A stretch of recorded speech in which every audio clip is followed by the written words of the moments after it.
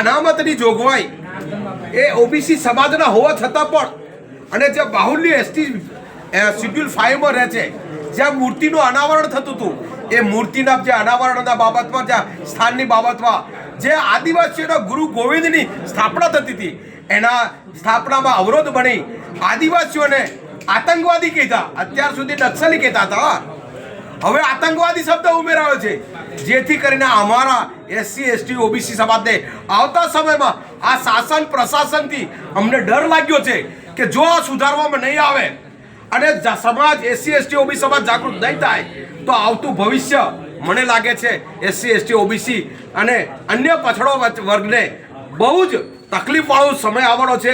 જાગો મિત્રો, જાગો, નહીં તો આવા દરરોજે આક્રમણો થશે. એ આક્રમણના વિરોધમાં અમે અહીંયા લુણાવાડાની ઘટનાને પણ એફઆઈઆર નથી થઈ એવી કેટલી અમારી સાથે અન્યાય થાય છે. એ અન્યાયોના વિરોધમાં અને અમિત શાહને સસ્પેન્ડ થાય, રાજીનામું આપે, એ માટે આખા આદિવાસી સમાજ અમે માંગણી કરી રહ્યા છીએ. એસસી એસટી ઓબીસી સમાજ ભેગા થઈને આજે આવેદનપત્ર આપ્યું છે. પ્રવીણ પારગી, આદિવાસી એક્ટિવિસ્ટ.